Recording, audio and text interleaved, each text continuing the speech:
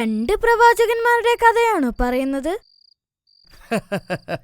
ശരി മോനെ അമീർ, നീ അവിടെ ഇരുന്ന് ശ്രദ്ധയോടെ കേൾക്കണം. ബിസ്മില്ലാ.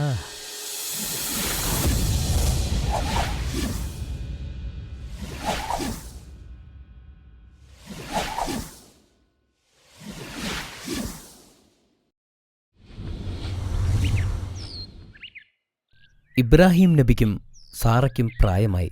ഒരിക്കൽ അവരുടെ വീട്ടിലിരിക്കുമ്പോൾ 3 അതിഥികൾ വരുന്നത് കണ്ടു. യഥാർത്ഥത്തിൽ അവർ അള്ളാഹു അയച്ച മലക്കുകളായിരുന്നു.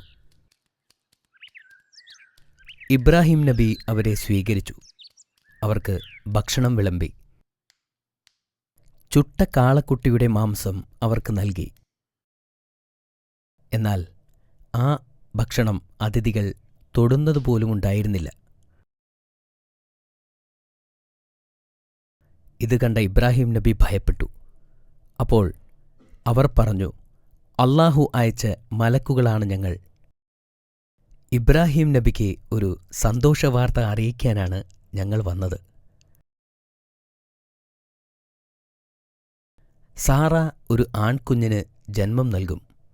അവനെ നിങ്ങൾ ഇസ്ഹാഖ് എന്ന് വിളിക്കണം. അവൻ ഭാവിയിൽ ഒരു പ്രവാചകനായിത്തീരും. അവർ പറഞ്ഞു.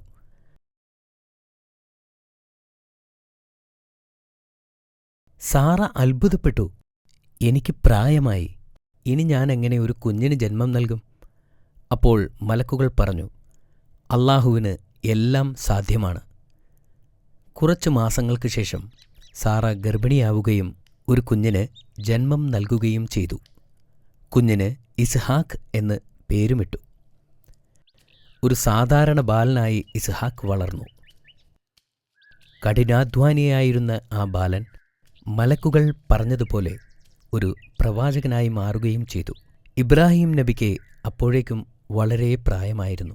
തൻ്റെ അവസാന നാളുകൾ അടുത്തു എന്ന് അദ്ദേഹം മനസ്സിലാക്കിയപ്പോൾ മകൻ വിവാഹിതനായി കാണാൻ അദ്ദേഹം ആഗ്രഹിച്ചു. പക്ഷേ ദൈവനിഷേധികളായ കാനൻകാരിയായ ഒരുവളെക്കൊണ്ട് ഇസ്ഹാഖ് നബിയെ വിവാഹം കഴിപ്പിക്കാൻ അദ്ദേഹം താൽപ്പര്യപ്പെട്ടില്ല. ഒരു ദിവസം തൻ്റെ വിശ്വാസയോഗ്യരായ ദാസന്മാരിൽ ഒരാളെ ഹരാനിലേക്ക് ഇസ്ഹാഖ് നബിക്ക് വേണ്ടി ഒരു പെണ്ണിനെ കണ്ടുപിടിക്കാനായി അയച്ചു. ഹരാനിൽ എത്തിച്ചേരാൻ അനേകം ദിവസം അദ്ദേഹം യാത്ര ചെയ്തു. അവൻ ഹരാനിലെത്തിയപ്പോൾ ആ ഭൃത്യൻ ഇബ്രാഹിമിൻ്റെ ഒരു സഹോദരനായ ഇബ്നു നഹറിൻ്റെ പുത്രി റബേക്കയെ തിരഞ്ഞെടുത്തു. ഇബ്രാഹിം നബിയുടെ താൽപ്പര്യപ്രകാരം ഇസ്ഹാഖ് നബി റബേക്കയെ വിവാഹം ചെയ്തു. ഒരുപാട് കാലം കഴിഞ്ഞിട്ടും റബേക്ക ഒരു കുഞ്ഞിനു പോലും ജന്മം നൽകിയില്ല. ഇസ്ഹാഖ് നബി എന്നാൽ കുഞ്ഞിനു വേണ്ടി പ്രാർത്ഥിച്ചുകൊണ്ടേയിരുന്നു. അങ്ങനെ ഏറെ കാലങ്ങൾക്കു ശേഷം അവർക്ക് ഇരട്ടക്കുട്ടികളുണ്ടായി. ഒരാൾ ഏശാവ്, മറ്റൊരാൾ യാക്കോബ്. ഏശാവ് ശക്തനായ ഒരു മനുഷ്യനായിരുന്നു. അവൻ ഒരു നല്ല വേട്ടക്കാരനുമായിരുന്നു. എന്നാൽ യാക്കോബ് കൂടുതൽ ബുദ്ധിശക്തിയുള്ളവനായിരുന്നു. ഇസ്ഹാഖ് നബിക്ക് പ്രിയപ്പെട്ടവൻ യാക്കൂബായിരുന്നു. ഈ കാരണം കൊണ്ടുതന്നെ സഹോദരങ്ങൾക്കിടയിൽ പ്രശ്നങ്ങൾ പതിവായിരുന്നു. ഏശാവ് കൂടുതൽ അസൂയാലുവായി വന്നു. ഇസ്ഹാഖ് നബിക്ക് പ്രായമായി. അപ്പോൾ അദ്ദേഹത്തിന് കാഴ്ചശക്തിയും കുറഞ്ഞു. ഒരിക്കൽ അദ്ദേഹം ഏശാവിനോട് കാട്ടിൽ പോയി വേട്ടയാടി അത് തനിക്ക് പാകം ചെയ്തു തരാനായി ആവശ്യപ്പെട്ടു. ഏശാവ് അത് സമ്മതിച്ചു. ഈ സംഭാഷണം കേട്ട അദ്ദേഹത്തിൻ്റെ ഭാര്യ റബേക്ക മകൻ യാക്കോബിനോട് ഓടിച്ചെന്ന്, നിന്റെ ആട്ടിൻകൂട്ടത്തിലെ കുഞ്ഞാടിനെ അറുത്തു നിന്റെ പിതാവിന് ഇഷ്ടമുള്ള പോലെ പാകം ചെയ്ത് നൽകണം. നിന്റെ സഹോദരൻ വരുന്നതിന് മുമ്പ് തന്നെ നീ അത് പിതാവിന് കൊടുക്കണം. തൻ്റെ മാതാവ് പറഞ്ഞതുപോലെ യാക്കോബ് നബി അത് ചെയ്തു. പിന്നെ അദ്ദേഹം തൻ്റെ സഹോദരൻ്റെ വസ്ത്രങ്ങൾ ധരിക്കണമെന്ന് റബേക്ക ആവശ്യപ്പെട്ടു. പിന്നീട് അദ്ദേഹത്തിൻ്റെ കൈകളും കാലുകളും ആട്ടിൻ തോൽ കൊണ്ട് മൂടി. സഹോദരൻ ഏശാവിൻ്റെ തൊലിയാണ് ഇതെന്ന് തോന്നിക്കാൻ വേണ്ടിയാണ് റബേക്ക അങ്ങനെ ചെയ്തത്. യാക്കോബ് നബി തൻ്റെ പിതാവിൻ്റെ മുറിയിലേക്ക് കുതിച്ചു. ഇസ്ഹാഖ് നബി ചോദിച്ചു, ആരാണ് നീ? ഞാൻ അങ്ങയുടെ മകനാണ് എന്ന് പരുക്കൻ ശബ്ദത്തിൽ യാക്കൂബ് നബി മറുപടി പറഞ്ഞു. ഇസ്ഹാഖ് നബി ഭക്ഷണം കഴിക്കാൻ തുടങ്ങി. ഭക്ഷണം കഴിച്ചതിനു ശേഷം അദ്ദേഹം യാക്കൂബിനെ അനുഗ്രഹിച്ചു. അനുഗ്രഹിച്ചു കഴിഞ്ഞ ഉടൻ യാക്കൂബ് നബി മുറിയിൽ നിന്നും പുറത്തു കടന്നു. താൻ വേട്ടയാടിപ്പിടിച്ച മാംസവുമായി ഏശാവ് ഇസ്ഹാക്ക് നബിയുടെ അരികിലേക്ക് കടന്നു. അപ്പോൾ അദ്ദേഹം ചോദിച്ചു, എന്താണിത്? അപ്പോൾ ഏശാവ് പറഞ്ഞു, ഇത് ഞാൻ അങ്ങേക്ക് വേണ്ടി കൊണ്ടുവന്ന മാംസമാണ്. ഇസ്ഹാക്ക് നബിക്ക് ഒന്നും മനസ്സിലായില്ല. അപ്പോൾ കുറച്ചു മുമ്പ് നീ എനിക്ക് ഭക്ഷണം തന്നില്ലേ? ഞാൻ നിന്നെ അനുഗ്രഹിച്ചതുമാണല്ലോ. ഇല്ല, ഞാനിങ്ങോട്ട് വന്നിട്ടില്ലായിരുന്നു. ഏശാവിന് താൻ തന്റെ സഹോദരനാൽ കബളിപ്പിക്കപ്പെട്ടതായി മനസ്സിലായി. തന്റെ സഹോദരനെ കൊല്ലാനുള്ള ദേഷ്യം ഏശാവിന് വന്നു. ഇത് കണ്ട റെബേക്ക ഉടൻ തന്നെ യാക്കൂബ് നബിയോട് ചെന്ന് പറഞ്ഞു, ഏശാവിന്റെ ദേഷ്യം തീരുന്നതുവരെ ഹരാനിലെ തന്റെ സഹോദരനായ ലബാന്റെ അടുത്തു ചെന്നു നിൽക്കാൻ ആവശ്യപ്പെട്ടു. യാക്കൂബ് നബി കുടുംബാംഗങ്ങളെ ഉപേക്ഷിച്ച് ഹരാനിലേക്ക് യാത്രയായി. അവൻ മരുഭൂമിയിലൂടെ ഒരുപാട് ദിവസം സഞ്ചരിച്ചുകൊണ്ടേയിരുന്നു. ഒരു വൈകുന്നേരം അവൻ നടന്നു വളരെ ക്ഷീണിതനായി. അല്പം വിശ്രമിക്കാനായി തീരുമാനിച്ചു.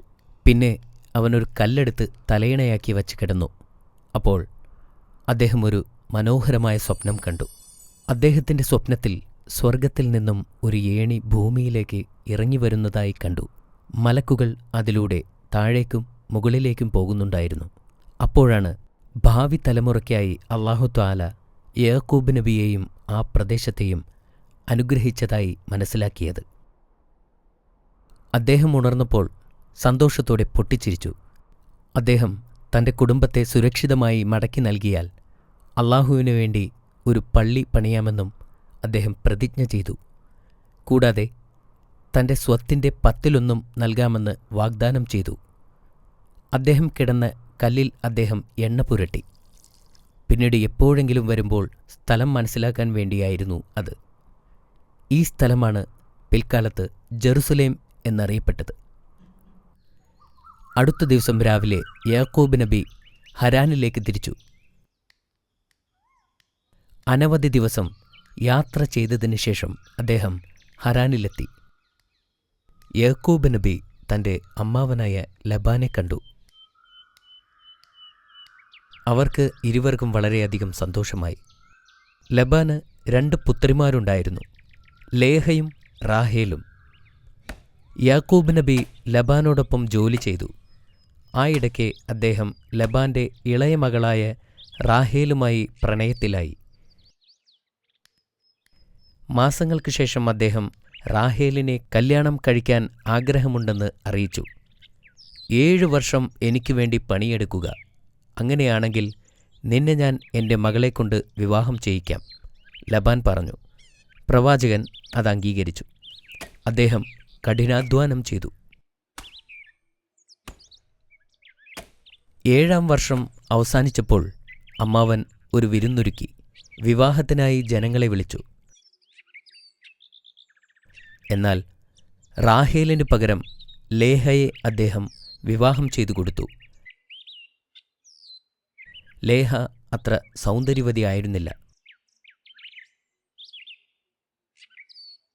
എന്നാൽ ഈ ചതി യാക്കൂബ് നബി മനസ്സിലാക്കിയത് അടുത്ത ദിവസം രാവിലെയാണ്. നിങ്ങളെന്നെ ചതിച്ചു. ഞാൻ വിവാഹം കഴിക്കാനായി ആവശ്യപ്പെട്ടത് റാഹേലിനെയും എനിക്ക് തന്നത് ലേഹയെയുമാണ്. യാക്കൂബ് നബി ലബാനോട് പറഞ്ഞു, ഞങ്ങളുടെ വിശ്വാസപ്രകാരം മൂത്ത കുട്ടി നിൽക്കുമ്പോൾ ഒരിക്കലും ഇളയ പെൺകുട്ടിയെ വിവാഹം കഴിച്ചയക്കാൻ പാടില്ല. എങ്കിലും നിനക്ക് റാഹേലിനെ അത്രയ്ക്കിഷ്ടമാണെങ്കിൽ അടുത്ത 7 വർഷം കൂടി എനിക്ക് വേണ്ടി ജോലി ചെയ്യുക. എങ്കിൽ റാഹേലിനെ ഞാൻ നിനക്ക് തരാം, ലബാൻ യാക്കൂബ് നബിയോട് പറഞ്ഞു. യാക്കൂബ് നബി വീണ്ടും 7 വർഷത്തോളം കഠിനാധ്വാനം ചെയ്തു. റാഹേലിനെ വിവാഹം കഴിച്ചു. ലബാൻ തന്റെ പുത്രിമാർക്ക് ഓരോ ദാസിമാരെ വീതം നൽകി. ലേഹയുടെ ദാസി സിൽപ്പ എന്നും റാഹേലിന്റെ ദാസി ബിൽഹ എന്നും വിളിക്കപ്പെട്ടു. അതിനുശേഷം ബാക്കിയുള്ള കഥ നമുക്ക് നാളെ പറയാമല്ലേ? ഓ നോ, ഇപ്പോൾ തന്നെ പറയൂ പ്ലീസ് പ്ലീസ് പ്ലീസ്. മോനെ, ഇപ്പോൾ ഉറങ്ങാനുള്ള സമയമാണ്. ഇപ്പോൾ ഞാൻ നിന്നോട് കുറച്ച് ചോദ്യങ്ങൾ ചോദിക്കാം. കഥയുടെ ബാക്കി നമുക്ക് നാളെ പറയാം. ശരി ബാബ. നീ തയ്യാറാണോ അമീർ? യെസ്. എന്തിനാണ് 3 മലക്കുകൾ ഇബ്രാഹിം നബിയുടെ വീട്ടിലെത്തിയതെന്ന് നിനക്കറിയാമോ? നബിക്ക് മകൻ ജനിക്കുമെന്നുള്ള വാർത്ത അറിയിക്കാനാണ്. മാഷാ അല്ലാ, ശരിയുത്തരമാണല്ലോ. ഇസ്ഹാഖ് നബിയുടെ ഭാര്യയുടെ പേരെന്താണെന്ന് നിനക്കറിയാമോ അമീർ? എനിക്കറിയാം, റബൈക്ക എന്നല്ലേ? Yes, very good. ഇസ്ഹാഖ് നബിയുടെ മക്കളുടെ പേരെന്തൊക്കെയായിരുന്നു? ഒരാൾ യേശാവ്, പിന്നെ യാക്കൂബ്. അതെ, അതും ശരിയാണ്. യേശാവ് എന്തുകൊണ്ടാണ് യാക്കോബ് നബിയെ വെറുത്തത്?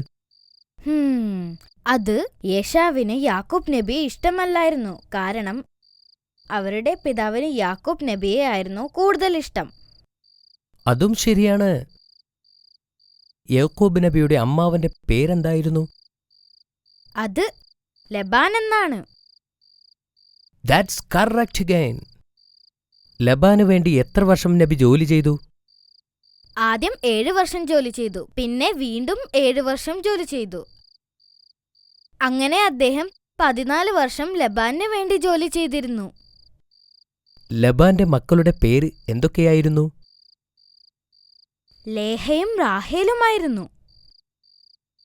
മാഷാ അല്ലാ, നീ എല്ലാം ശരി ഉത്തരമായി തന്നെ പറഞ്ഞു.